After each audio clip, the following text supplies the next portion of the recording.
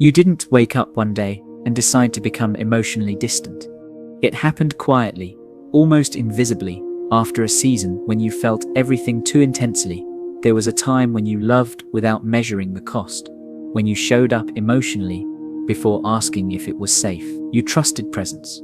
You believed connection could hold weight without collapsing. And when that bond changed, ended, or disappointed you in a way that cut deeper than words, something inside you adapted. Now, people might describe you as reserved, hard to read, or emotionally unavailable. But what they're really sensing is not a lack of feeling. It's a recalibration. You learn that not everyone handles depth with care. So you slowed down. You stopped offering access by default. You became selective, observant, internally anchored. This isn't emotional damage. It's emotional intelligence shaped by experience. You still feel deeply. You simply don't broadcast it. You still care, but you no longer chase connection that costs your peace. And while the world often labels this as detachment, what's actually happening is something quieter and stronger.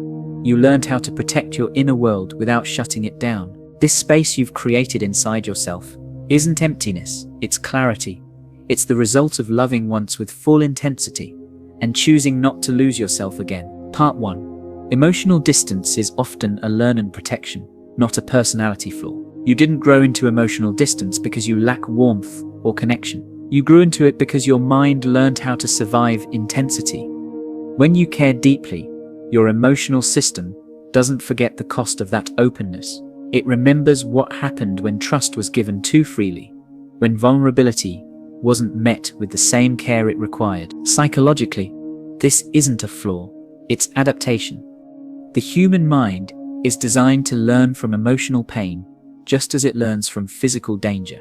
If touching something once caused real harm, you don't stop using your hands. You become more precise with them. That's exactly what happened to you emotionally. You didn't shut down, you slowed access. What others call distance is often your awareness turning inward before turning outward. You listen more than you speak. You feel before you commit. You don't open emotionally just because the moment feels intense. You wait to see if it's stable. This isn't fear-based avoidance, it's pattern recognition. There was a time when you gave emotional access quickly, assuming care would be mutual. Experience taught you otherwise. So your nervous system adjusted. It now asks different questions. Is this consistent? Is this safe? Is this depth respected or consumed? That internal pause you feel isn't coldness, it's intelligence. You're not less emotional than before, you're more selective. You learn that not everyone deserves the same level of closeness, and that discernment protects your inner balance. Emotional distance in this sense is not separation from feeling, it's protection of it. And the truth is, people who label this as a personality flaw usually haven't had to rebuild themselves after loving too deeply. You have, and instead of breaking, you learned how to stay whole. Part 2. When you love deeply, your nervous system changed. When you loved deeply, it didn't just affect your heart, it changed how your body learned to feel safe. Psychology tells us that emotional bonding is not only emotional, it's neurological. Your nervous system learned what deep attachment feels like, and after loss, disappointment, or emotional rupture, it adjusted to prevent that level of pain from happening again. This is why you notice things earlier now. You sense shifts in tone, you feel inconsistency before it's spoken. You recognize emotional patterns long before they fully form. It's not overthinking, it's experience encoded in your system. After deep emotional connection, your nervous system becomes more sensitive, not weaker. It starts prioritizing stability over intensity. What once felt exciting now feels chaotic. What once felt romantic now feels unpredictable. And unpredictability registers as emotional risk. So your body pulls back before your mind even has to explain why. This is also why shallow connection feels exhausting to you. Your system remembers depth, and anything that lacks emotional substance feels like noise. You don't crave constant closeness anymore. You crave alignment. You don't seek reassurance. You seek consistency. People might say you're hard to reach emotionally, but what they don't realize is that your nervous system is simply protecting the depth you already know exists. You're not emotionally unavailable. You're emotionally aware. You learn that intense emotion without safety is not connection, it's stress. So now, your system chooses calm, clarity, and emotional steadiness over dramatic attachment. That change didn't make you numb. It made you regulated. And emotional regulation isn't distance from feeling. It's the ability to feel without losing yourself. Part 3. Detachment is not coldness, it's precision. What people often misunderstand about you is that your detachment isn't a lack of care. It's a form of precision that developed over time. When you've loved deeply before, you learn that emotional energy is not endless. You learn that where you place it matters, so you stop giving it away automatically. You don't react emotionally the way you once did. You respond deliberately. Instead of being pulled into every emotional current around you, you step back and observe. You listen for truth beneath words. You watch actions more than promises. This isn't indifference, it's discernment. You've learned that not every connection deserves your full emotional presence.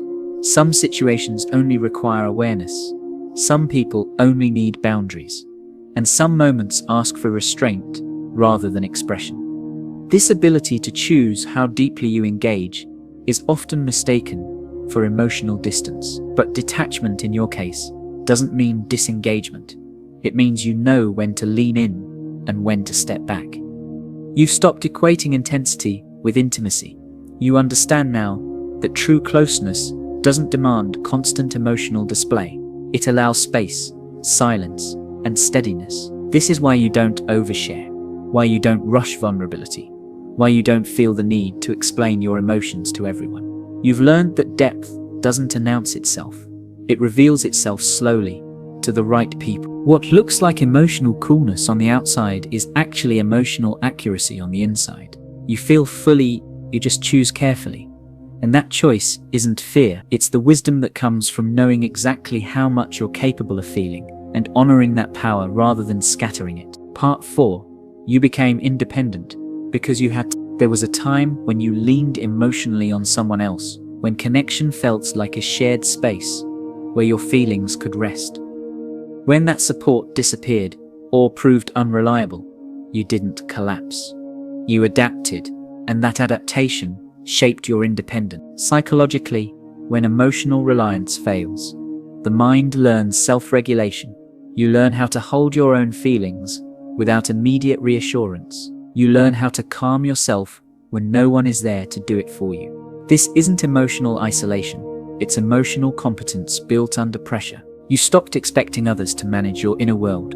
You learned how to sit with discomfort, uncertainty, and grief without rushing to escape it.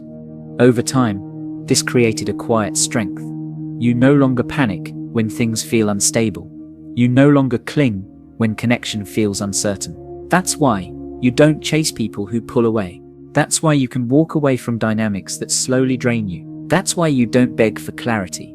You observe it. Your independence isn't emotional detachment. It's emotional ownership. You understand now that connection should add to your life, not stabilize it. You don't need someone to complete you emotionally. You want someone who can meet you where you already stand. This shift often makes others uncomfortable, especially those who rely on emotional dependency to feel close. But your independence wasn't chosen out of pride. It was forged out of necessity. You learned that relying too heavily on the wrong person costs more than being alone. So you built an inner foundation strong enough to hold you. And once you've done that, you don't give that stability away lightly. That doesn't make you closed off. It makes you self-contained. And that is a rare form of emotional maturity. Part 5. You feel lonelier with shallow connections than with yourself. Loneliness for you doesn't come from being alone. It comes from being present in spaces where you don't feel seen. You've learned that sitting with people who only touch the surface of conversation can feel far more isolating than sitting quietly with your own thoughts. When you've experienced deep emotional connection before, your internal standard changes. Small talk starts to feel empty. Forced closeness feels unnatural. You can sense when an interaction lacks sincerity, and your body responds by pulling inward. This isn't judgment, it's alignment. You don't crave constant connection, you crave meaningful resonance. That's why you're comfortable in solitude, not because you don't value people, but because your inner world is rich enough to hold you. You've learned how to reflect, process, and understand yourself without needing continuous external input. Solitude gives you clarity, not emptiness. This is also why shallow relationships exhaust you. They require emotional performance without emotional safety. You feel pressure to engage without depth, to respond without truth, to connect without substance. And your system resists that because it knows the difference. Being alone allows you to stay honest with yourself. It allows you to stay regulated. It allows you to keep your emotional integrity intact. That's not avoidance, it's self-respect. People might assume you're withdrawn or uninterested, but the truth is simpler. You'd rather be alone than emotionally disconnected while surrounded. You'd rather wait than force closeness that doesn't feel real. Your comfort with solitude isn't a weakness. It's proof that you don't abandon yourself just to feel less alone. Part 6.